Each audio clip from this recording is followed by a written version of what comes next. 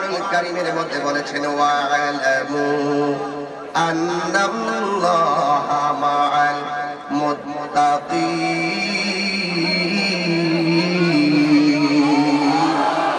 কেউ যদি তোমাদের সঙ্গে না থাকে, একজন আছেন তিনি বলেন আমার আল্লাহ। সেই আল্লাহকে ভয় করে আমরা এসেছি, কারণ হলো একটাই, কারণ আমাদেরকে যিনি বানিয়েছেন আমাদেরকে তিনি নিয়ে যাবেন। পাপ পুণ্যের হিসাব একজন গ্রহণ করবেন। জবানটা খুলে বলেন তিনি কে? এই জন্য ইবাদত করব কার?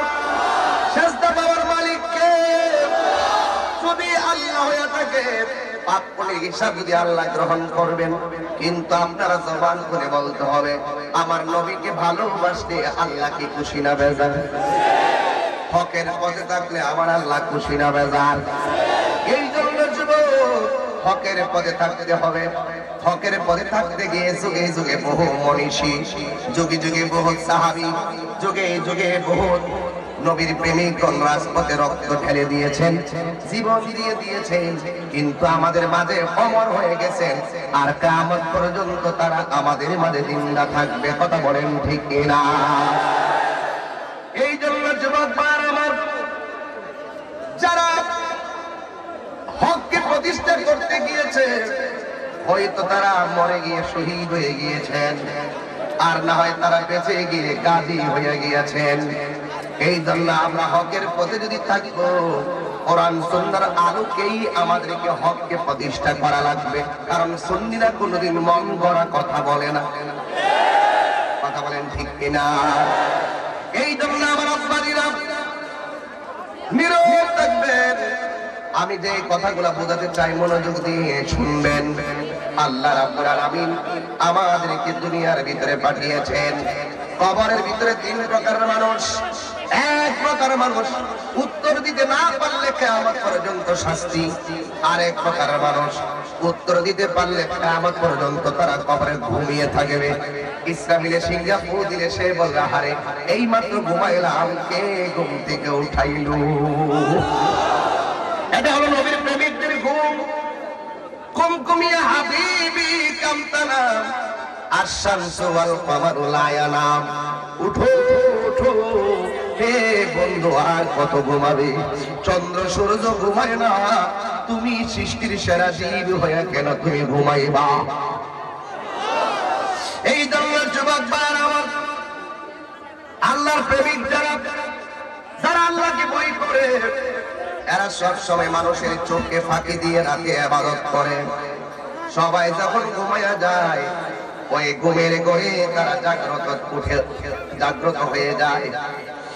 জাগ্রত হয়ে নবীর মুহাব্বত নিয়ে ওরা তাহাজ্জুদের নামাজে দাঁড়ায়া যায়। আমার নবী, আপনার নবী বলেন 5 ওয়াক্ত নিয়মিত নামাজ পড়লে সাধারণ বান্দা থেকে খাঁটি বান্দা হয়। আর 5 ওয়াক্ত নামাজের পাশাপাশি বেশি বেশি নফল ইবাদত যারা করবে, আমার আল্লাহ তাদেরকে সাধারণ বান্দা থেকে আমার আল্লাহর বন্ধু বানায়া নিবে। আরো জোরে বলুন সুবহানাল্লাহ। কি বানায়া নিবে? বন্ধু বানায়া নিবে। আল্লাহ বন্ধু হতে আমরা চাই কি চাই না? মুখে চাইলে চলবে না, আমাদেরকে শুধু জবান দিয়ে স্লোগান দিলেই চলবে না, অন্তর দিয়ে আমাদের স্লোগানের বাস্তবতা থাকা লাগবে। কারণ জানার নাম ঈমান নয়, মানার নামই হলো ঈমান। কারণ আবু জাহিল্লা নবীরে জানতো, নবী শেষ নবী, কিন্তু নবীর নবী হিসাবে মানতো না, নবীর কথা মানতো না। না মানার কারণে আবু জাহেলের বাড়িতে হলো টয়লেট। আর আবু বকর সিদ্দিক রাদিয়াল্লাহু তাআলা আমার নবীকে জেনেছেন তিনি আল্লাহর রাসূল এবং নির্দ্বিধায় বিশ্বাস করেছেন। এই জন্যই তো সিদ্দিক আকবর রওজা মুবারক আমার নবী রওজা মুবারকের পাশে হয়ে গিয়েছে। এই জন্য যুবক ভাইরা অনুরোধ করে বলি, টাকা দিয়ে নবীর কাছে যাওয়া যায় না, ক্ষমতা দিয়ে নবীর কাছে যাওয়া যায় না, বংশের জোর দিয়ে, লাঠি দিয়ে দিয়ে, নবী নবী স্লোগান দিয়ে নবীর কাছে যাওয়া যাবে না। নবীর কাছে যেতে গেলে তোমার মহব্বত লাগবে, যদিও তুমি বাংলার জমিনে ভাঙ্গা করে থাকো, ওই ভাঙ্গা করে নবী দিদার দেওয়ার ক্ষমতা আছে না না?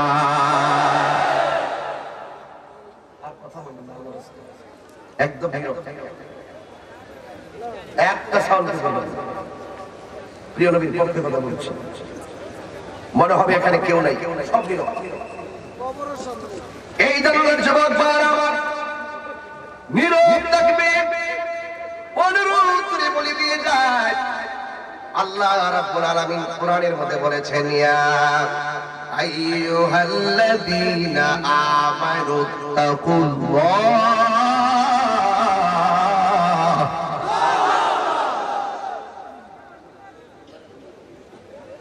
ওয়া কুলু কওলান সাদীদা।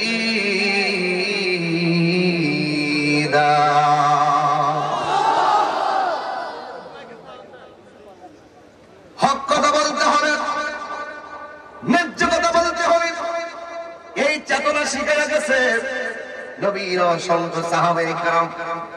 নবীর সঙ্গে জিহাদের ময়দানে গিয়ে হকের পথে সাহাবায়ে কেরাম জীবন দিয়েছেন। আর একজন শিখে গেছে নবী দুনিয়া থেকে বিদায় গ্রহণ করার পরে, তিনি হলেন নবীর নাতি হযরত আলী মুকাম ইমাম হুসাইন রাদিয়াল্লাহু তাআলা আনহু। কথা বলেন ঠিক কিনা? এই জন্য কুলু কওলান সাদীদা, শুধু এই শব্দটা দিয়ে ওয়াজ শুরু, সদা সর্বদা হক কথা বলা লাগবে।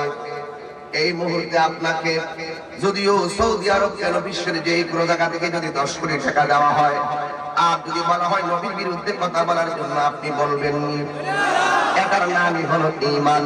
যারা ওই ঈমানের টাকা হারায় ফেলে অর্থের লোভে পড়ে, এরাই হলো দুনিয়ার সবচাইতে বড় বেঈমান। কথা বলেন ঠিক কিনা? এই বেঈমান ইহুদিদের মধ্যে আছে, এই বেঈমান খ্রিস্টানদের মধ্যে আছে, এই বেঈমান অন্য ধর্মের মধ্যে নয়, এই বেঈমানি ঢুকে গেছে মুসলমানদের ভিতরে। কথা বলেন ঠিক কিনা? যখন মুসলমানদের ভিতরে এই বেঈমানি ঢুকেছে, তখনই হযরত ইমাম হুসাইন রাদিয়াল্লাহু তাআলা আনহু আমার নবীর রওজা মুবারকের পাশে গিয়ে দাঁড়ায়া গেছে। একটা কথা মনে রাখবেন, মদিনার ঈমান মদিনায় দূর দিবে, মদিনার ঈমান মদিনায় যাবে। এই পৃথিবীর সব দিকে দাজ্জাল নামক থাবা পড়বে, দুইটা দেশের মধ্যে দাজ্জাল ঢুকতে পারবে না, ইয়াজুজ মাজুজ যেতে পারবে না। ওই দুইটা দেশের নাম, একটার নাম হলো মক্কা আর একটার নাম হলো মদিনা। ও নবী গো, কেন ঢুকতে পারবে না? তাই মক্কা মদিনাকে হেফাজতের জন্য আমার আল্লাহ কোটি কোটি ফেরেশতা আসমান থেকে সোলজার নামায়া দিবে। ইমানদারের পক্ষে শুধু আমি নয়, ইমানদারের পক্ষে শুধু নবী নয়, ইমানদারের পক্ষে আছেন স্বয়ং কে? কোন সন্দেহ নাই। এই জন্য যুবক সোজা ইমাম হুসাইন রাদিয়াল্লাহু তাআলা আমার নবীর পাশে গেলেন, তাই আমার প্রিয় নবীকে সালাম দিলেন। আসসালাতু ওয়াসসালামু আলাইকা ইয়া রাসূলুল্লাহ, আসসালাতু ওয়াসসালামু আলাইকা ইয়া হাবিবাল্লাহ, আসসালাতু ওয়াসসালামু আলাইকা ইয়া সাইয়্যিদাল মুরসালিন, আসসালাতু ওয়াসসালামু আলাইকা ইয়া রাহমাতাল লিল আলামিন। ইয়া রাসূলুল্লাহ বলা যায় না? চেয়ারম্যান সাহেবের আগমন, এমপি সাহেবের আগমন, এক বেড়া যদি কিশোর এমপির আগমন, স্লোগান ফালতু স্লোগান বন্ধ কর। এই এলাকার আমি ঢুকতে পারবো, এই এলাকার আমি ঢুকতে পারবো। এই জন্য খুব কেয়ারফুল, তাড়াতাড়ি তওবা করেন, খুব ভালো হবে, ডাইরেক্ট তারা বিপদায় পড়বে। আর নবীর বিরুদ্ধে গেলে খামখেয়ালির কথা বললে এটা ডাইরেক্ট আল্লাহ অ্যাকশন নেয়। অ্যাকশন শুরু হয়েছে না? কিচ্ছু করার নেই, আমরা কিচ্ছু করতে পারতাম না, ঠিক কিনা বলেন? এই জন্য নবীর পক্ষে থাকলে যত মামলা মোকদ্দমা আসবে সব আকাশ দগিরে যাবে, আর বিরুদ্ধে গেলে কেমনে কেমনে কি হইব টেরও পাইতেন না। আমি তোর সব কথাই বলি, সব কোরআনের কথাই বলি, কেমনি কি হয়েছে নিজে বুঝতেন না। এটাই সিস্টেম, বান্না আপারা উপিরা, ঠিক কিনা বল?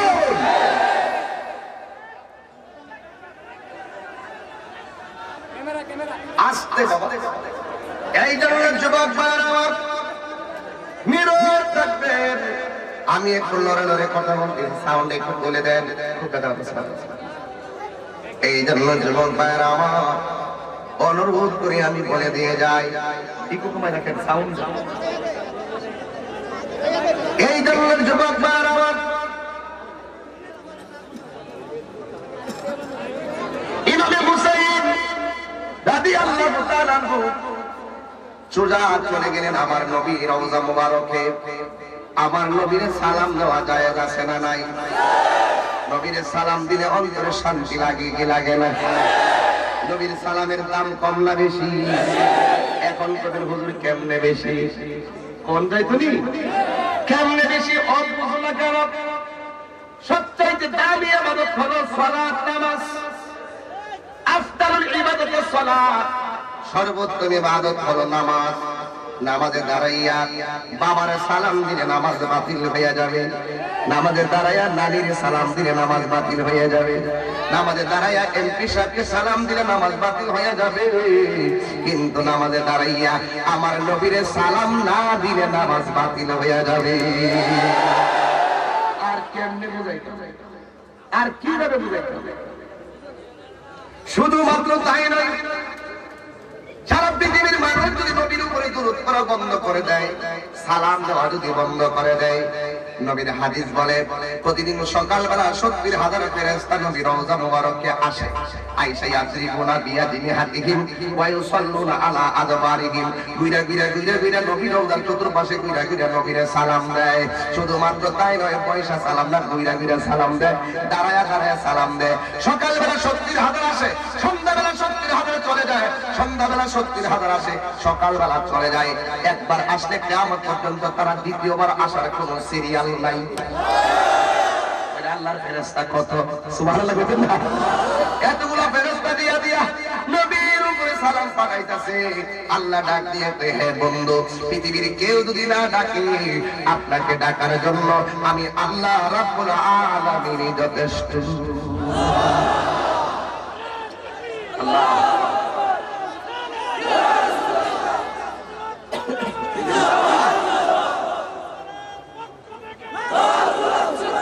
কোরআনের সুর মাঝে শুনেছি যে নাম, আজানের সুর মাঝে শুনেছি গো নাম। আজানের ভিতরে নবীর নাম আছে না নাই? একামাতের ভিতরে নবীর নাম আছে না নাই? কোরআনের ভিতরে নবীর নাম আছে না নাই? কোরআনের সুর মাঝে শুনেছি যে নাম, আজানের সুর মাঝে শুনেছি ও নাম। ও নাম শুনেছি আমি আমার হৃদয়, হে রাসূল নবীজি তোমার, হে রাসূল নবীজি তোমার। আরশের বুকে লেখা ও মধুর নাম, তামাম আলম কুল জানায় সালাম। আরশের বুকে লেখা ও মধুর নাম, তামাম আলম কুল জানায় সালাম। ব্যতীত মানবতা খুঁজে ফিরে হায়, ব্যতীত মানবতা খুঁজে ফিরে হায়। হে রাসূল নবীজি তোমায়, হে রাসূল নবীজি তোমায়। আমি কোরআনের সুর মাঝে শুনেছি যে নাম, আজানের সুর মাঝে শুনেছি ও নাম। খারাপ লাগে? এই আরশে আজিমে নবীর নাম আছে না নাই? জান্নাতের গেটে গেটে আছে না নাই? আরশের চৌকাঠে নবীর নাম আছে না নাই? আদম নবীকে আল্লাহ তুমি আমার বন্ধু নবীর উসিলায় maaf করো।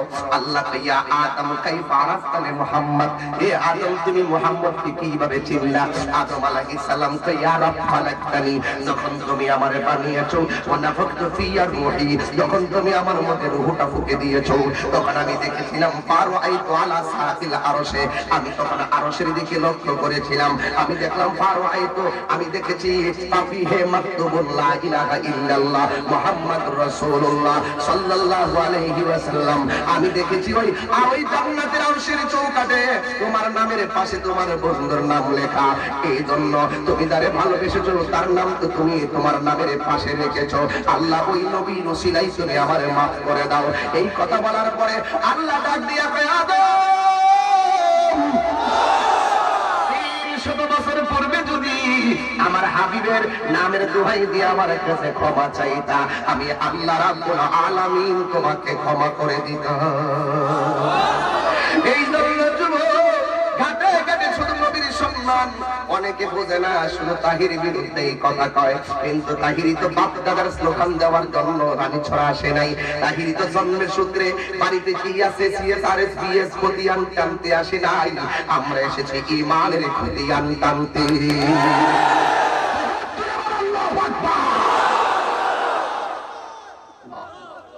ইয়া রাসূলুল্লাহ বলুন, ঈমানের খতিয়ান যে সন্তান না পায়, মদিনা হলো ঈমানের বাড়ি। মদিনা কিসের বাড়ি? ঈমানের বাড়ি মদিনায়। তুমি রাস্তায় ঘুরলে লাভ হইল কি? এই জন্য যুগে যুগে ঈমানটারে মুছে ফেলার জন্য ইহুদি খ্রিস্টানরা যত বেশি আমাদের ক্ষতি করেছে, বেশিরভাগ ইহুদি খ্রিস্টানরা ক্ষতি করছে মুসলমানদের মধ্যে দ্বন্দ্ব লাগাইয়া।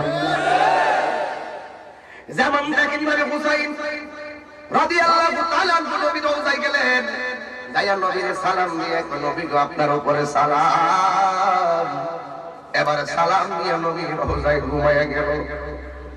ঘুমের করে স্বপ্ন দেখি আমার নবীজি হুসাইনকে ডাক দিয়ে বলে, হুসাইন আমি দেখতেছি তুমি বড় তৃষ্ণার্ত, আমি দেখতেছি তুমি বড় কাতর, আমার কাছে আসতেছ।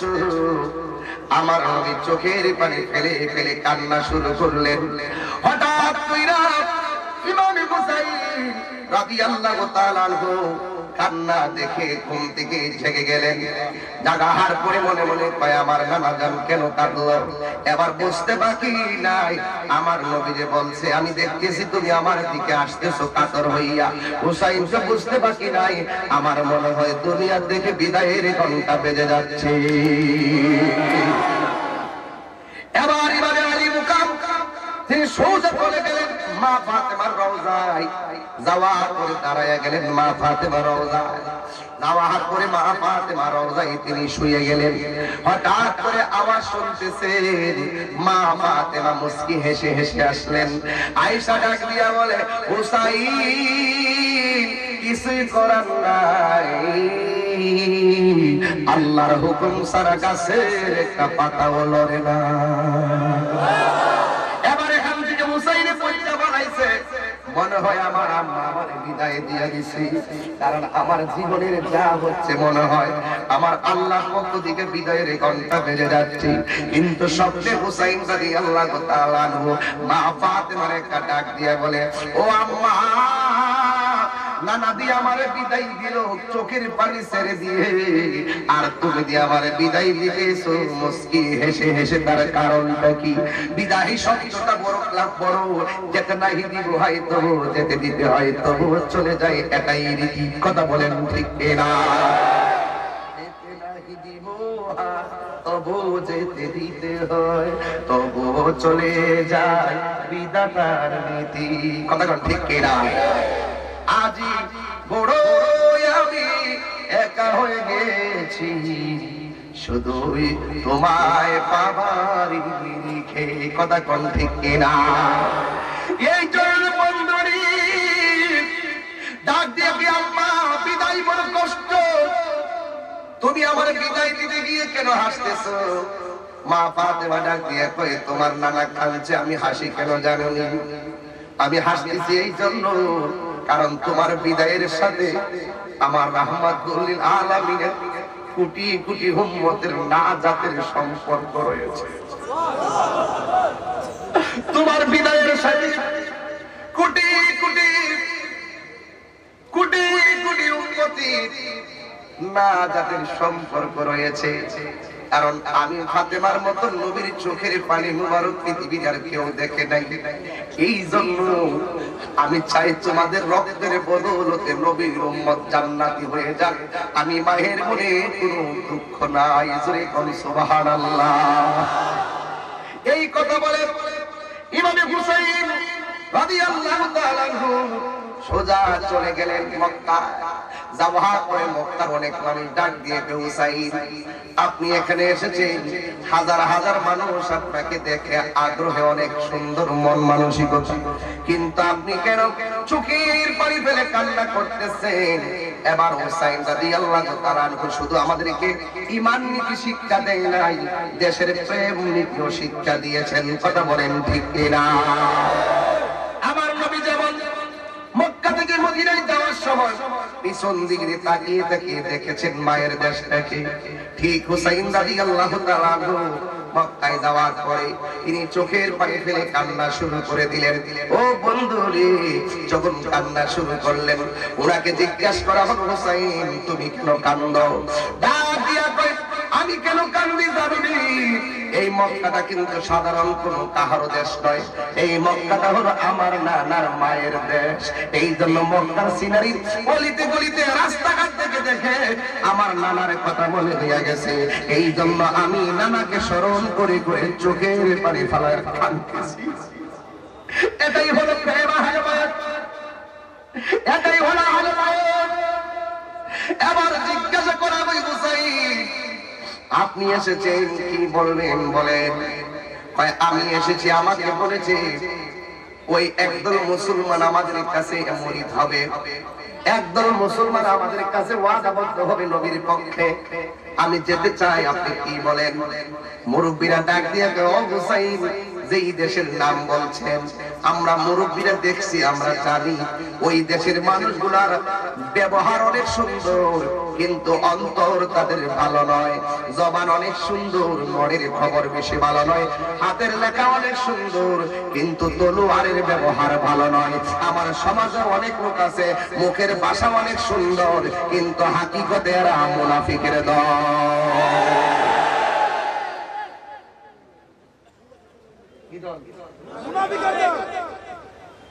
ইন্নাল মুনাফিকিনা ফি দারকিল আসফালি মিনান নার।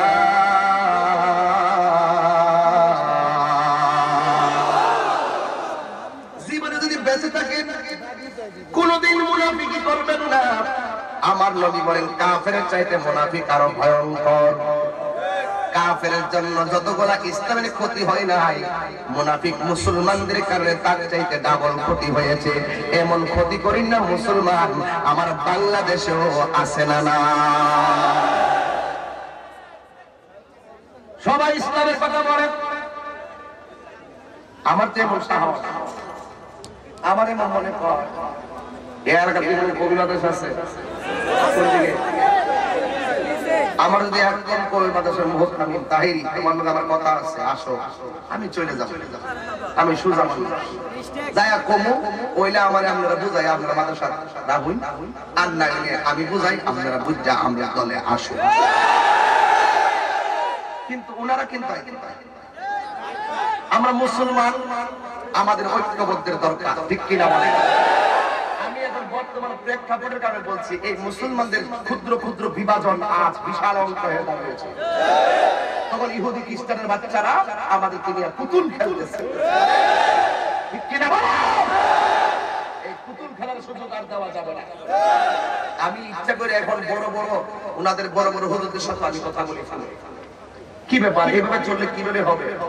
আপনারা এটা বলতেছেন, আমরা এটা বলতেছি, আসুন না আমরা বসি, ঠিক আছে আসেন না। তারপর আবার মাঝে মাঝে বিভিন্ন রেস্টুরেন্টে বসে বসে আমরা মুক্ত আলোচনা করতেছি। এই জন্য আপনাদের কাছে একটা কথা বলি, আপনারা কোনোদিন পাবলিক যারা আছেন আপনারা কোনোদিন কোনো আলেমের বিরুদ্ধে ফেসবুকে লেখালেখি করেন না। এটা আমরা ইনশাল্লাহ বুঝবো, ঠিক আছে? আপনারা এখন শুনতে থাকেন, যেটা ভালো লাগে এটা গ্রহণ করে, যেটা ভালো লাগে না যাচাই বাছাই করেন এটা ভালো কিনা। কথা বুঝতে পারছেন না? এই জন্য কথা একটাই, হক পথে আহলে বাইতের মহব্বত ঈমানের আসল ঠিকানা। এই জন্য আমি এখান থেকে ধরছি, কথাগুলো কোথায় নেই একটা খেয়াল রাখবেন। কি কষ্ট হইতেছে না? এই কথাগুলো দরকার আছে না বাবা? মুনাফিকের আলামত তিনটি। কয়টি? এক নম্বর, সে কথা বললে মিথ্যা বলবে, এমন মিথ্যাবাদী আছে না নাই? দুই নম্বর, সে ওয়াদা করলে খেলাপ করবে। তিন নম্বর, তার কাছে আমানত রাখলে খেয়ানত করবে। এখন অনেকে কইব হুজুর আপনি তো এক নম্বর মুনাফিক। যদি কই কেন, ও কাদুরি মাহফিলে আসলেন না কেন?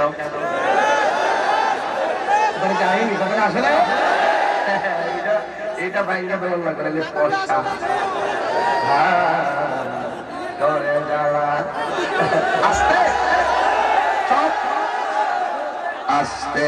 আমি সববারে আমার আংলান লাগবে, আমি এমনি বুঝি কি লাগবে। আমি চেয়ারম্যান সাহেব যেখানে আছে আমার কোনো চিন্তা আছে। আমার চেয়ারম্যান সাহেব এমপি সাহেব প্রতিনিধি আজকে 500 এই চেয়ারম্যান সাহেব এই আমি 500 টাকা কিনলে কি আর বারে মানে আমি তো মিলিলাম ভাই দেখো সেটা নাই। চেয়ারম্যান সাহেব, মেম্বার সাহেব, এমপি সাহেব ওনারা সারা এলাকায় যেমন লাগে সব জায়গায় সবার মন রক্ষা করা লাগে। এটা আমরাও বুঝুন লাগবে। কথা বল ঠিক কিনা?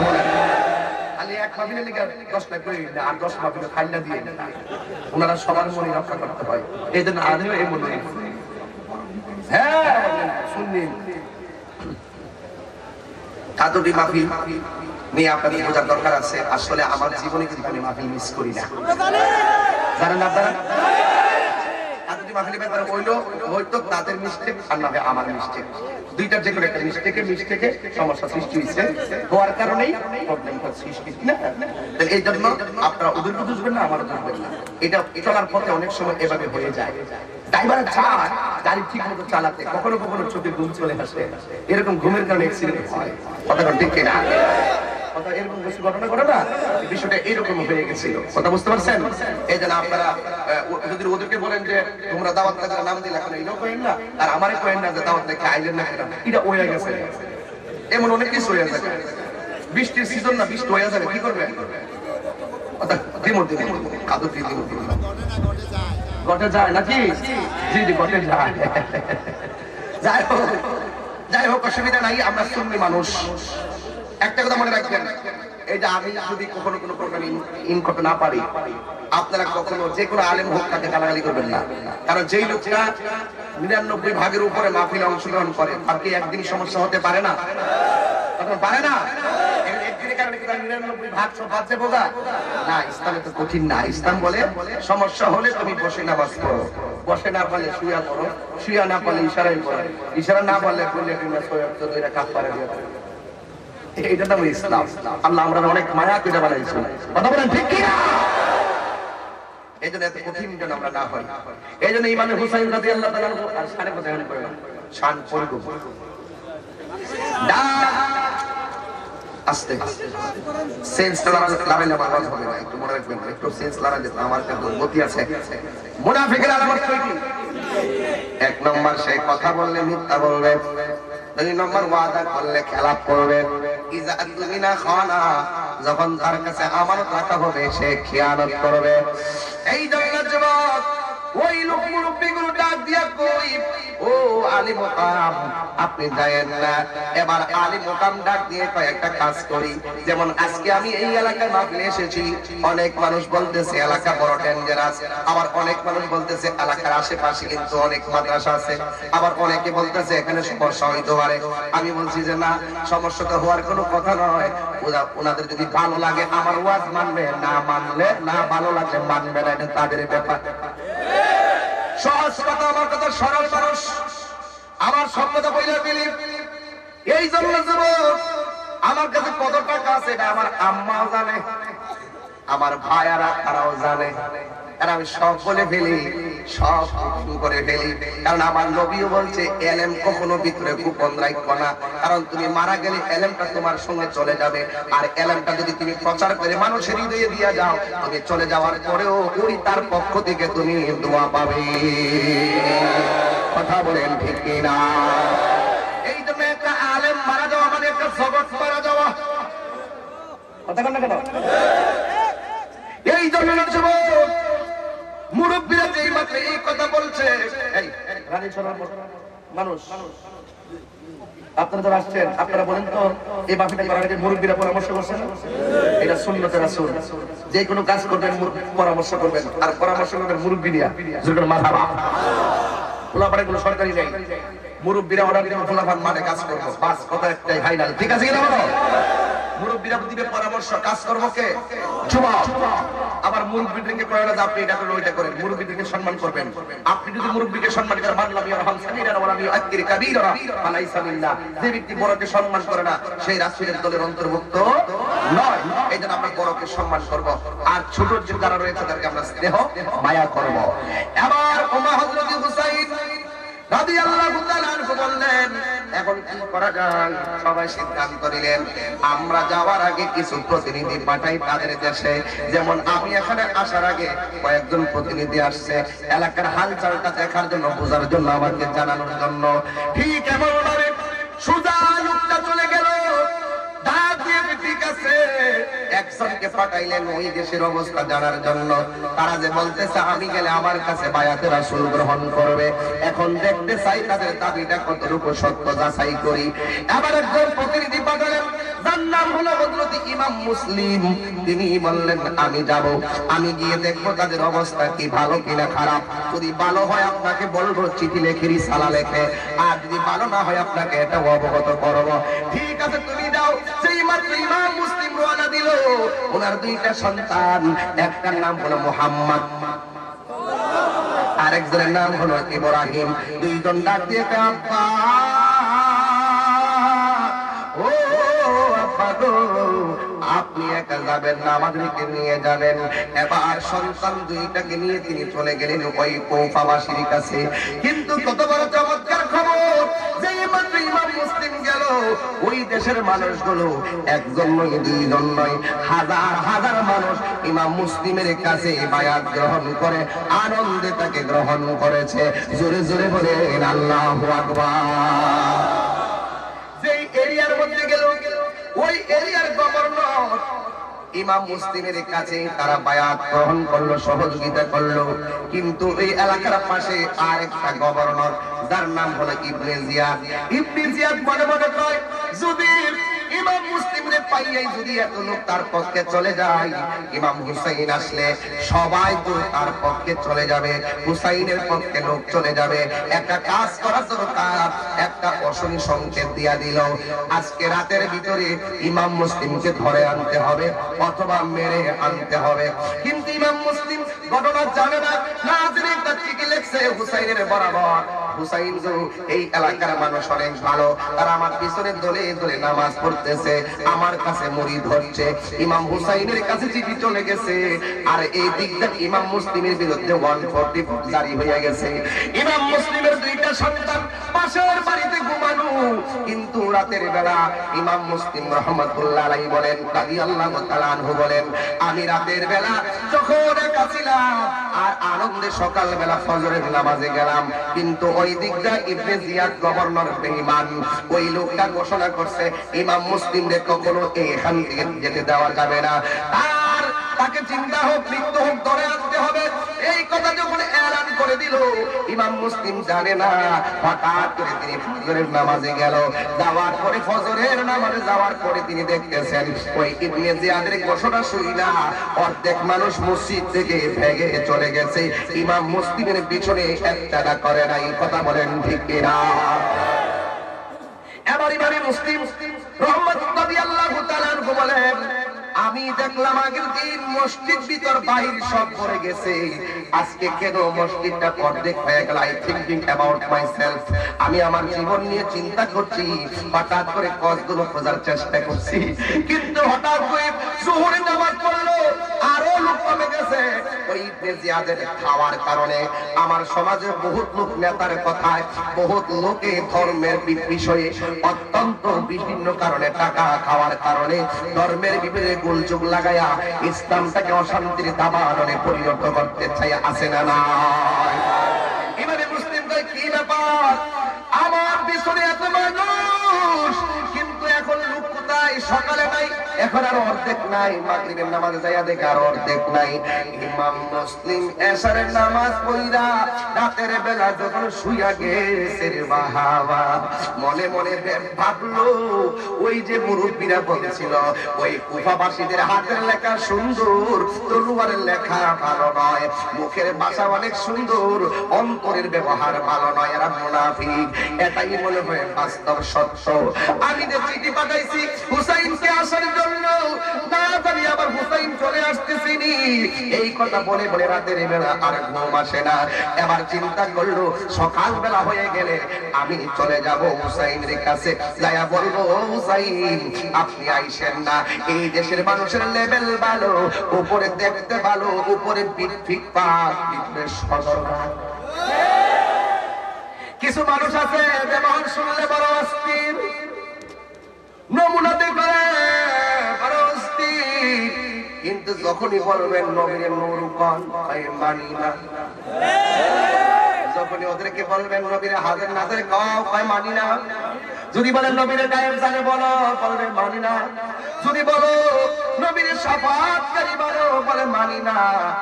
এমন কিছু লোক কিন্তু আছে সুবিধাবাদ জিন্দাবাদ, কিন্তু ওই ইমাম মুসলিম রাতের বেলা চিন্তা করে ঘুম আসে না। ঘুম তো আসার কথা নয়, যেদিন এই যে হাজার হাজার মানুষ আমার সামনে এখন আমি এই কথাগুলো বলতেছি, সবাই যদি আমার বিরুদ্ধে দাঁড়ায় যান আমার জন্য মুশকিল, কথা বলেন ঠিক কিনা? এই জন্য এখন আমি কি করব? ইমাম মুসলিমকে সকালে আমি চলে যাব, কিন্তু সকালবেলা যখন হলো হওয়া করে একটা লোক যখন তিনি ঘর থেকে বেরিয়ে মদিনার দিকে রওনা দিবে, তিনি তাকায় দেখতেছেন দুইটা লোকের দরজার পারে দুইটা তলোয়ার লইয়া দাঁড়ায় রয়েছে। কোন সময় ঘর থেকে বের হবে আবার কোন সময় ওকে মেরে ফেলবে। হঠাৎ করে ইমাম মুসলিম ঘর থেকে যখন বের হলো দুইটা তলোয়ার ঘাড়ের মধ্যে ঠেকাইয়া দিল। ভাই তোমরা কেডা? ভাই আমরা এই এলাকার স্থানীয়। ভাই কি ব্যাপার? ভাই আমরা এসেছি, আপনি এখান থেকে যেতে পারবেন না, আপনি এখান থেকে যেতে পারবেন না, বেশি কথা বললে আপনাকে দুনিয়া থেকে বিদায় করে দিব। ইমাম মুসলিম রাদিয়াল্লাহু তাআলা বলেন তোমরা না গতকাল আমার মসজিদের মুসল্লি ছিলা, তোমাদের মুখের ভিতরে না দাড়ি আছে, মাথার ভিতরে না পাগড়ি আছে, বগলের নিচে কোরআন শরীফ আছে, জামাতের সাথে নামাজ পড়েছো, তোমরা কিভাবে আহলে বায়াতের মাথার উপরে ছুরি চালাইলা? তোমরা আমাকে একটু সময় দাও, আমার মায়েরা বানাইও। ওই আমার রানী চলার মানুষ জবানটা খুলে বলো আল্লাহু আকবার। এবার ইমাম মুসলিম বলে আমি জানছি গতকাল নামাজের অবস্থা, আজকের অবস্থা দেখে বুঝতে পেরেছি তোমরা নামে মুসলমান কামে মুনাফিক। আমাদেরকে একটু সময় দাও, আমি কথা দিলাম আমি একটু হুসাইনের কাছে যাব। আমি গতকাল চিঠি লিখে দিয়েছি তিনি এখানে চলে আসার জন্য, আপনাদের ভালোবাসা দেখে আমি খবর পাঠাইছি চলে আসার জন্য। যদি উনি চলে আসে আমার মতন উনিও যদি আইসা বিপদে পড়ে যায় তাইলে কি হাসার মেঘে জবাব হয়? মুস্তাফাকে সামনে আমি নবীর দরবারে কি জবাব দিব? এই জন্য আমার একটু সময় দেন, আমি হুসাইনকে না করি, আমি কথা দিলাম আমি না করব, আবার এখানে ফেরত আসবো। কয় না না তুমি গেলে আসবে না। এবার ইমাম মুসলিম কো নবীর আওলাদ জীবন দে ঈমান দেই না, জোরে বলেন ঠিক কিনা? এবার ইমাম মুসলিম রাদিয়াল্লাহু তাআলা বলেন আমি যাবো আবার চলে আসবো, কিন্তু তারা মানে না। না মাইনা যখন জোরাজুরি করে ইমাম মুসলিমদের ধাক্কা মেরে মাটির মধ্যে ফেলে দিল, আর গলা ভিতরে ছুরিটা চালাইয়া যখন দিবে, যেই মাদের গলায় ছুরি চালাইয়া দিবে গো, একটু মহব্বত লাগাইয়া দেওয়া লাগবো। মনে করবা আমরা সবাই এজিদের মোকাবেলায় আজকে কারবালার ময়দানে আছি, আমরা জীবন দিব কিন্তু ইমাম দিব না।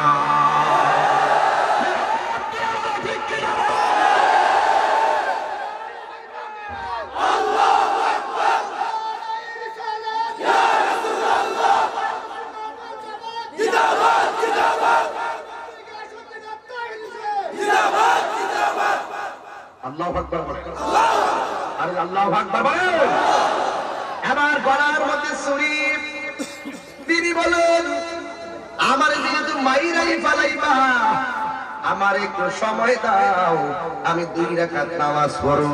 এই নামাজ আমরা চাই কি চাই না? আরে জবান খুলে বলো, চাই কি চাই না? এই জন্য যুবক ভাইরা আমার 2 রাকাত নামাজ পড়লেন। এবার তিনি ডাক দিয়ে আমার একটু গাজার সুযোগ করে না দেওয়া যাবে না, নেতার নির্দেশ, জিন্দা হোক মরা হোক ধরে নেওয়া লাগবে। এবার যখন তিনি একটু জোরাজুরি করলেন যাবার জন্য, হঠাৎ করে তার গলার ভিতরে ছুরিটা যখন চালাইয়া দিলে, ডাক দিয়া বাবাসী, আমি জানি আজকে আমরা শেষ দিন, কিন্তু একটা কথা দেখেন, এখানে একটা আকীদার কথা আছে, এখানে একটা মহব্বতের কথা আছে।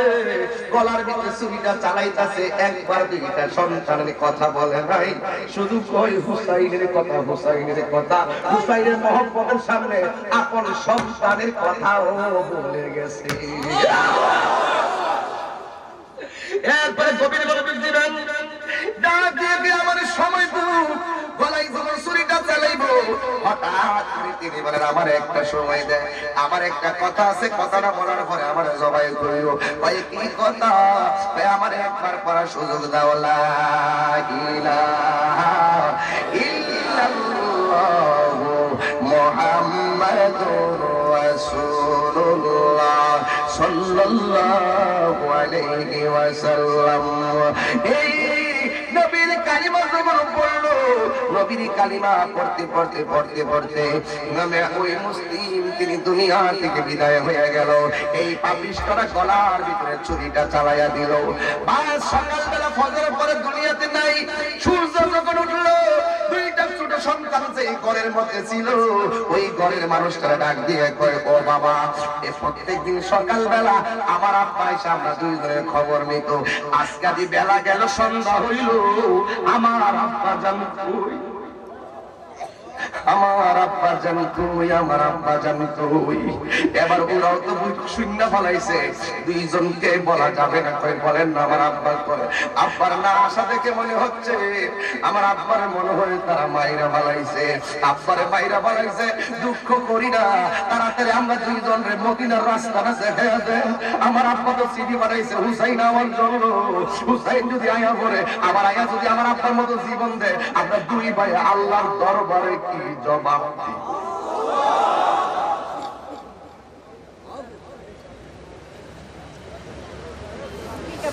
যেমন বাপ তেমন সংসার, যেমন প্রেম তেমন প্রেমের ইতিহাস। আমরা মদিনার রাস্তাটা দেখাইয়া দাও, 2টা সন্তান, একটা নাম মুহাম্মদ আর একটা নাম ইব্রাহিম। বাবার রাস্তা দেখার জন্য বলে নাই, আমরা রাস্তা দেখা মদিনায় যে হুসাইন না করব, সুজা বিদায় দিয়ে দাও। আল্লাহর হালাল হাত ধরে বলছে, কুল্লা আসআলুকুম আলাইহি আজরান ইল্লাল মাওয়াদ্দাতা ফিল কুরবা। সব কিছুর চাইতে আমার নবীর আহলে বাইতকে মহব্বতের কথা বলেছেন। 2টা সন্তান ডাক দিয়া বলেন, আমার মদিনার রাস্তা দেখায়া দেন। ওই লোকটা বলেন মদিনায় তো এখন যাওয়া যাবে না, সন্ধ্যা হয়ে গেছে। সকালবেলা মদিনার কাফেলা যায়, উটের কাফেলা, কাফেলায় ধরাইয়া দিব, ধরাই দিলে কাফেলার সঙ্গে তোমরা চলে যাইবা। সকালবেলা কাফেলা ধরাইয়া দিবে, ছোট 2টা বাচ্চারা নিয়ে গেল, কিন্তু বাচ্চাগুলা ছোট, যাওয়ার আগে কাফেলা দৌড়াইয়া চলে গেছে, আর যেতে পারে নাই। যেতে যেতে যেতে যেতে মরুভূমির বালু, ছোট 2টা কচি পা গুলো যখন কলা যখন মরুভূমির বালুর মধ্যে লাগছে, ওই পাথরার বালুর ঘষায় ঘষায় পায়ের তলায় ঠসা পড়ে গেছে। এক ভাই আরেক ভাইয়ের ভাই রাস্তা দিয়ে চলে গেছি, কাফেলা কয়, ওই কাফেলা তো দেখা যায় না, এমন একটা মরুভূমি, কোন দিক দিয়ে কুফা, কোন দিক দিয়ে মক্কা, কোন দিকে মদিনা চিনি না, এখন যামু কই? এবার ছোট ভাইটা ডাক দিয়া কয়, ভাই ও ভাই, রোদে হাঁটতে হাঁটতে পানির তৃষ্ণা বুকটা শুকায়া গেছে, কলিজাটা শুকায়া গেছে, একটু পানি পাওয়া যায় বলি। হঠাৎ করে বড় ভাইটা তাকিয়ে দেখে ওই যে রাস্তার পাশে একটা মহিলা ওই কূপ থেকে পানি তুলতেছে। এবার 2টা ভাইকে চলো ওখানে যাই। ওখানে যে যাবো, মহিলাটা যদি আমাদের পক্ষে না হয় আমাদেরকে ধইরা নিয়ে যাবে। ওই দিক দিয়া ইবনে জিয়াদ বেঈমান ঘোষণা করে দিল, এমন কেউ আসেনি। ইমাম মুসলিমের দুইটা সন্তান এই কুফাবাসীর মধ্যে গোপন আছে, এই দুইটা সন্তানকে জিন্দা হোক কিংবা মৃত্যু হোক ধইরা যদি আনতে পারো আমি অনেক স্বর্ণ মুদ্রা উপহার দিব। এবারে সবাই মাথা নোয়া রাখছে, কিন্তু কেউ রাজি না। একটা লোককে দাঁড়ায় গেছে, ওর নাম হলো হারেস। হারেস ডাক দিয়া কই, কেউ না পারো আমি পারবো। এই কথা বইলা দাঁড়াইয়া বাড়ি থেকে বের হইয়া গেছে, মজলিস থেকে বের হইয়া রাস্তাঘাটে চ্যালেঞ্জ ছুড়ে দিল, যে মৃত্যু হোক আর মৃত্যু হোক আর জিন্দা হোক দুইটা সন্তানকে ধরে নিতে হবে। এই দিক দিয়ে তারা ধরে নিতে চায়, আর ইমাম মুসলিমের দুইটা সন্তান মদিনায় যেতে চায়। আর মাঝখান দিয়া কূপের পানি, ওই পানির ভিতরে মহিলাটা মাথা ঢুকাইয়া পানি তুলতেছে। মহিলাটা বলে, আমি দেখলাম ওই কূপের নিচে যে পানি, ওই আমি হঠাৎ করে পানির দিকে যখন তাকাইলাম, তাকাইয়া দেখলাম ওই কূপের পানির ভিতরে দুইটা নূরের পুতলা দেখা যায়। কি ব্যাপার, আমি পানি তুলতেছি, মানুষ কোথায় থেকে পানির দিকে মাথাটা তুললেন। তুইলা দেখেন দুইটা ছেলে কবুতরের বাচ্চার মতন কাঁপতেছে। দেখতেছে দুইটা সন্তান, একটার নাম মোহাম্মদ আরেকটার নাম ইব্রাহিম। দুইজন কূপের পাশে দাঁড়ায়া রইল। জিজ্ঞাসা করে, তোমরা কে? যদি নাম বলে যদি মহিলা চিন্না ফালায় তাইলে তো আবার দুইটা নিয়ে যেতে পারে, কিন্তু ছোট দুইটা বাচ্চা নিজের নাম বলেন নেই। ইব্রাহিম মুহাম্মদের চেহারার দিকে তাকায়, মোহাম্মদ ইব্রাহিমের চেহারার দিকে তাকায়। শেষ পর্যন্ত ছোট ভাইটা সুন্দর একটা উত্তর দিছে। যখন নাম বলে না, আবার সমাজে দেখবেন যদি জিজ্ঞাসা করে কর্তৃক আইস, নাম যদি না বলে সন্দেহ করে। যদি জিজ্ঞাসা করে এখানে কেন আসছ, মাথা যদি নিচু করে রাখি সন্দেহ করে। ছোট ভাইটা বড় ভাইয়ের চোখের দিকে তাকায়, কি বলা যায়? ছোট ভাইটা ডাক দিয়ে কয়, ও মা, আমরা এই দেশের কেউ না, আমরা হইলাম মদিনার গোলাম।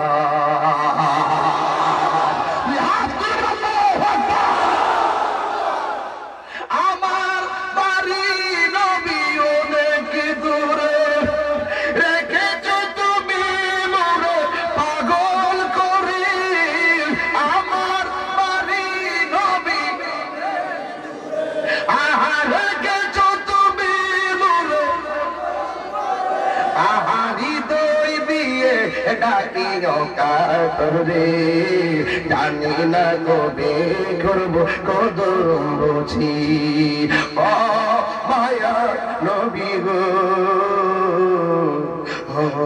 প্রিয় নবী গো, ও মায়ার নবী গো, প্রিয় নবী গো। একটা জবান বন্ধ রাখবেন না, চিৎকার বের করনা আল্লাহু আকবার। এ বন্ধু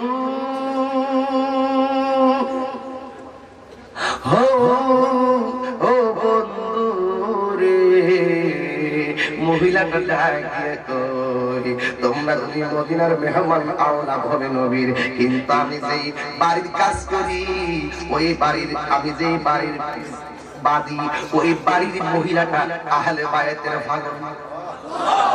তোমরা চিন্তা করো না, তোমরা কই যাবা মদিনায় যাবো, এখন তো কাফেলা পাইবা না, সকালবেলা পাইবা। চলো না একটা রাত ওই বাড়িতে থাকবা, সকালবেলা কাফেলা ঘুরাইয়া দিবেন তিনি। এই কথা বলার পরে দুইটা ভাইয়ের ভিতরে ভয় ঢুকে গেছে, না জানে আবার কি হই। কিন্তু আহলে বায়াতের কথা পাগল শুনে দুইটা ভাইয়ের মন গরম নরম হয়ে গেছে। আমরা তো রাস্তায় যদি কাউকে দেখি, যদি সে বলে আমরা সুন্নি, নিজেকে অনেক সাহস মনে করি, যদি বলে আমরা এই এলাকার স্থানীয়, নিজের অনেক সাহস মনে করি। ঠিক এমন করে দুইটা সন্তান সাহস মনে কইরা বাড়িতে গেল। ওই মহিলাটা সন্তানটারে পাইয়া পায়ের তলার ভিতরে সন্তান দুইটার ঠসা পড়ে গেছে। মহিলাটা নিজে মাথার চুল দিয়া ওই পায়ের এই ঠসাগুলো থেকে বালগুলা তুইলা দিলেন, আর পায়ের ভিতরে আস্তে আস্তে পানি দিয়া ধৌত করে দিলেন, আর মাথার ভিতরে পানি দিয়া সুন্দর করে গোসল করাইয়া মাথায় তেল দিয়া বললেন, রাতের বেলা ঘুমাইয়া থাকবা, খাওয়াইয়া ওই তোমরা সকালে মদিনার কাফেলা করাইয়া দিব। এই কথা বলার পরে ঠিক আছে, এবার আদর যত্ন কইরা মহিলা বললেন, তুমি একটা কাজ করবা, ওই ঘরের কোনায় আমি একটা কাপড় টানাইয়া দিলাম, কাপড়ের ওই পারে সোজা ঘুমায়া থাকবা, কথা বলবা না, নীরব থাকবা, কোন রকম ভাবে রাত্রটা পার করে দিবা। এই কথা বইলা দুইটা বাচ্চারে শোয়াইলো। একটা বাচ্চা একটা ভাই আরেকটা ভাইয়ের চোখের দিকে তাকায়, কিন্তু মহিলা কইছে কথা বলা যাবে না, মনের ভিতরে এখন অনেক ভয় ঢুকে গেছে, কথা বলা যাবে না, কষ্ট সহ্য করতে হবে নীরবে নীরবে। এই কথা বইলা একজন আরেকজনের চোখের দিকে তাকাইয়া কান্দি আর কবুতরের জোড়ার মতন গলাগলি কইরা এই দুইটা ভাই আস্তে করে ঘুমায়া গেছে। ঘুমায়া যাওয়ার পরে হঠাৎ ওই একটা মহিলাটার স্বামী আসছে, ওই স্বামীটা আইসা ডাক দিয়ে কই, তাড়াতাড়ি পানি দাও, তাড়াতাড়ি গোসলের পানি দাও, খাবার রেডি করো। ও আমার রানী চড়ার বন্ধু,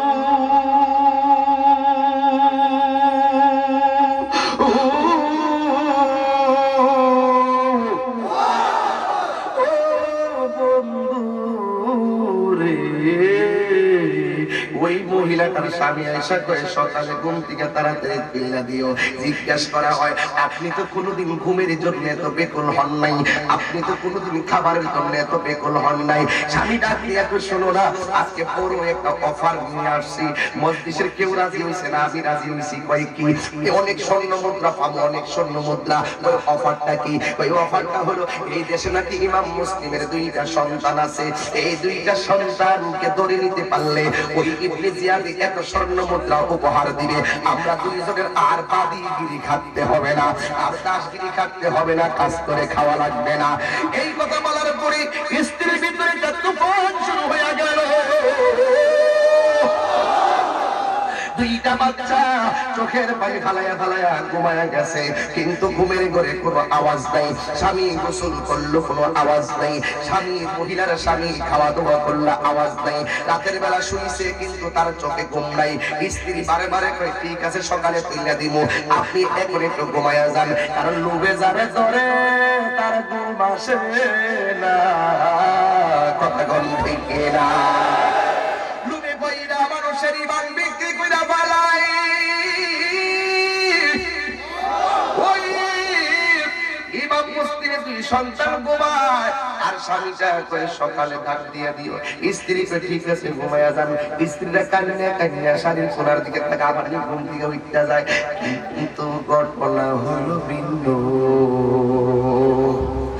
হঠাৎ করে রাত্র যখন গভীর হইয়া গেছে গো, ছোট ভাইটা হঠাৎ করে বাবার স্বপ্নে দেখছে, বাবা গলা কাটা অবস্থায় রক্ত মাখা চেহারা লইয়া বাবা এসে কইতাছে, আমার গলা থেকে রক্ত ঝরাইয়া যখন বিদায় হইছি, নবী কইতাছে আমারে, তুই একলা আইছত কেন?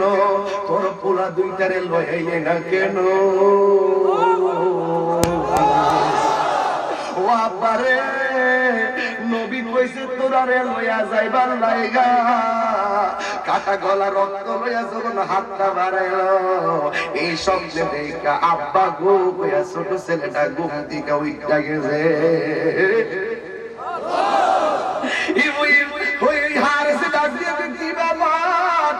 আমার ঘরের ভিতরে কান্নার আওয়াজ কেন?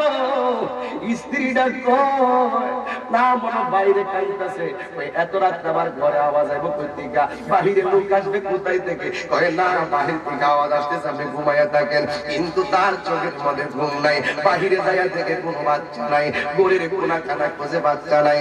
হঠাৎ করে বড় ছোট ভাইয়ের মুখের মধ্যে ধরে ধরে চুপ, কান্দিস না রে ভাই, ও ভাই কান্দিস না, সকাল হলে আমরা যাইতে পারবো। এই কথা বলার পরে হঠাৎ করে দেখে একটা শাড়ি কোনোদিন ঘরে টানানো ছিল না, একটা সাইডে দিয়া শাড়িটা টানানো। ওই শাড়িটা যখন ওই হারেসে সরাইছে, সরাই দেখতেছে দুইটা সন্তান, একটা ভাই আর একটা ভাই গলা কাটা মুরগির মতো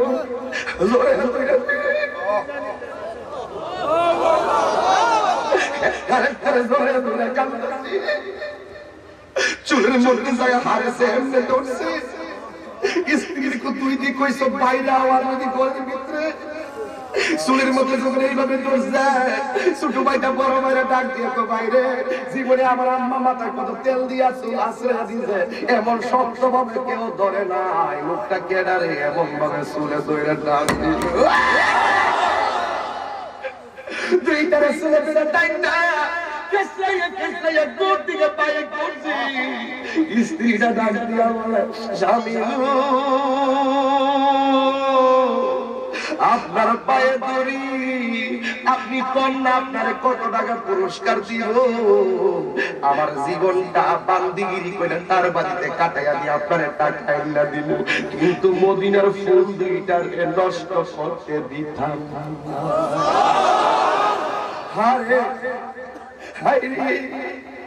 হারে স্ত্রীর ধাক্কা বাইরা মাটিতে ফালাইয়া দিল, ধাক্কা বাইরা ফালাইয়া দিয়া তো সব, তুই বেশি কথা বলে তোরই কিন্তু কাইটা ভালাবো, এমন লোভে দুইরা ফালাইছে। এবার স্ত্রীটা পায়ের মধ্যে ফিরে রয়েছে, আপনি আর কি দোষ করছেন? আপনি এদেরকে মারলে কি জবাব দিবেন আল্লাহর দরবারে? ও যুবক, ও রানীচরের বন্ধু, জীবনে কোনদিন বুদ্ধি দিয়া কাউরে মার্ডার করাইও না, জীবনে কোনদিন নিজে মার্ডার কইরো না, জীবনে মানুষ হত্যা কইরো না। যদি মানুষ হত্যা করবা আল্লাহর কাছে তুমি মুখ দেখাইতে পারবা না, আমার নবী তোমারে সুপারিশ করবে না। কথা বলেন ঠিক না? এই দল বন্ধু, ও বন্ধুরি আমার, ওই ছোট দুইটা ছেলে ডাক দিয়া কই, কি ব্যাপার এমন ভাবে ধরলেন কেন? কয় তোদেরকে ধরে নিয়ে যাব। ছোট দুইটা ছেলে কই, আমার ধরে নিও না, আমরা একটা জায়গায় পাঠাই দাও, মদিনায় পাঠিয়ে দাও, আমি হুসাইনকে বলবো তিনি যেন না আসে। এবার ওই হারেসে ডাক দিয়ে না, তোরা গেলে আসবি না। এবার ছোট দুইজন একেবারে জোরাজুরি করতেছে, আমরা মদিনায় যাবো। নিজের জানের চিন্তা করে না গো, বাবার চিন্তা করে না। দুইটা ছেলে যাওয়ার জন্য উদ্গ্রীব হয়ে গেছে। ওই মুহূর্তে ছোট দুইটা ছেলের ধাক্কা মাইরা মাটিতে ফালাইয়া দিছে, গলার ভিতরে ছুরিটা চালাইয়া দিব। ছোট দুইটা ভাই ডাক দিয়ে কয়, আমার আব্বারা মারছেন, আর দুঃখ করি না, আমাদের তো মারবেন, দুঃখ করি না। কয় দুঃখ করো না কেন? কয় আমারে মাইরা যদি আমারে যদিও মারবেন, আমার বাবা মেরেছেন, পৃথিবীর সবাই যদি বেজার হয়, আমার মদিনার নবী অনেক খুশি। আর জোরে কন্যা আল্লাহু আকবার। এই জন্য মদিনার নবী খুশি কেন? আমরা চাই নবী খুশি হোক। আমাদের রক্তের ফোঁটার সঙ্গে নবীর উম্মতের নাজাতের সম্পর্ক। নবী যদি আঙ্গুরে মায়া করে, নবীর উম্মত দুজক থেকে জান্নাতে গেলে আমরা খুশি। এই জন্য ছোট দুইটা ভাই ডাক দিয়ে আমরা মাইরো না, আমরা মদিনায় থেকে গিয়ে খবরটা পৌঁছাইয়া দিয়ে আসি।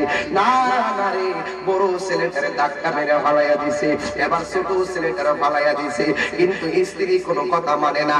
এবার ছোট সন্তানটার গলার ভিতরে ছুরিটা চালাইবো, ওই মুহূর্তে বড় সন্তানটা ডাক দিয়া কয়, আমার বড় ভাই, আমি হলাম তার বড় ভাই, আমার বাবা দুনিয়া থেকে চলে গেছে, এখন আমার ছোট ভাইয়ের অভিভাবক হইলাম আমি। তোমরা কেমন করে ভাবলে আমার সামনে আমার ভাইয়ের গলাটা আগে কাটবে?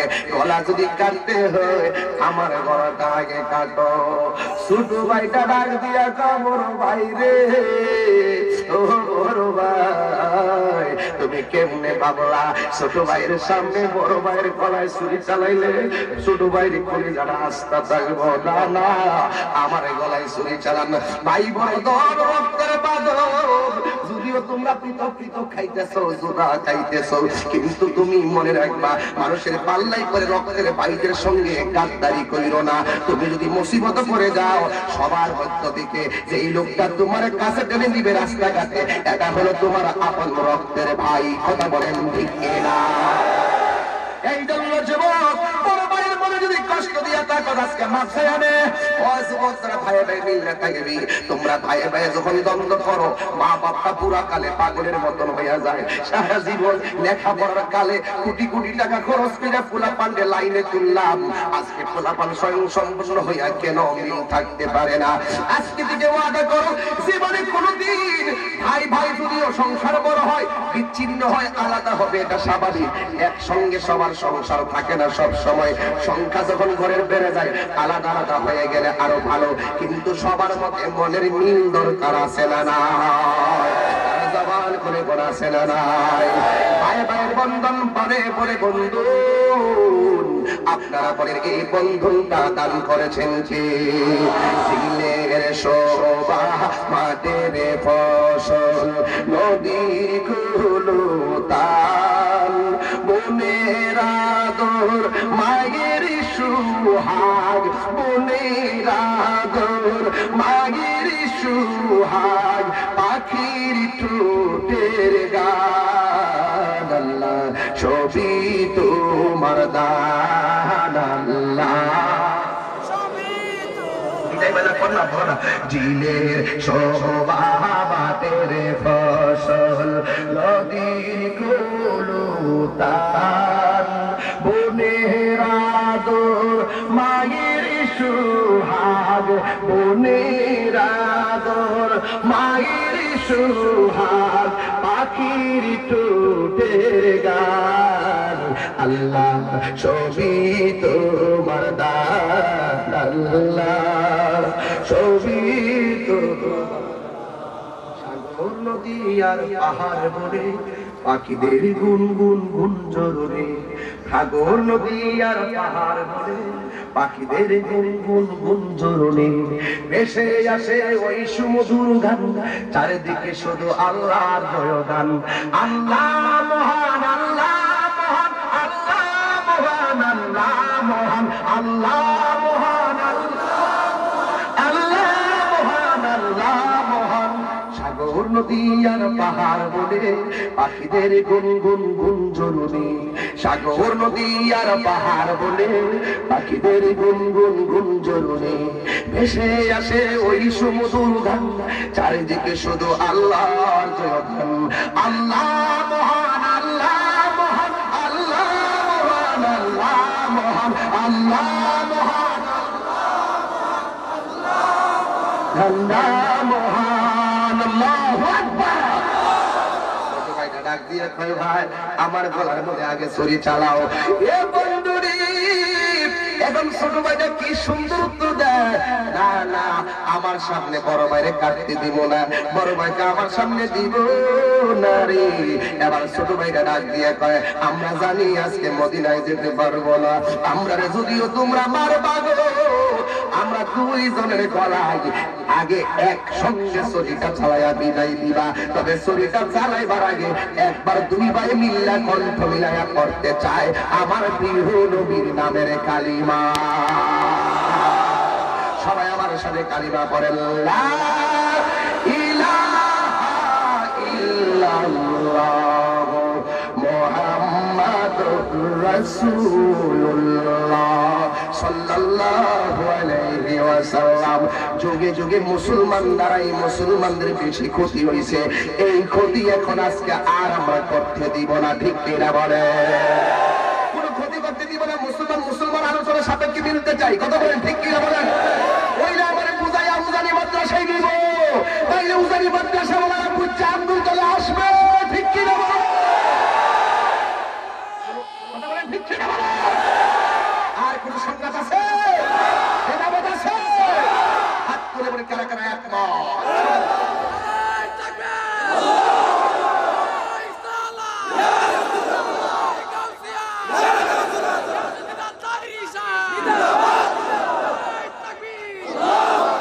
আল্লাহু আকবার করে বলে এই যুবক সত্যের জন্য প্রয়োজনে জীবন দিব কিন্তু ঈমান দিব আর ঈমান দিব আহলে বাইতের মহব্বত হাকিকতে ইবাদত ঠিক কি না বলেন এই যে হিংসা হিংসি বন্ধ করতে হবে আর একটি কথা বলতে চাই আমাদের সকলকে হিংসা মুক্ত সমাজ গঠন করতে হবে মুনাফিক মুক্ত সমাজ গঠন করতে হবে সুদ মুক্ত সমাজ গঠন করতে হবে ঘুষ মুক্ত সমাজ গঠন করতে হবে নেশা মুক্ত সমাজ গঠন করতে হবে ঠিক কি না বলো আমরা সুদ মুক্ত হব নামাজ যুক্ত হব এই 5 ওয়াক্ত নামাজ আমরা চাই কি চাই না মা বাবার খেদমত দরকার আছে কি না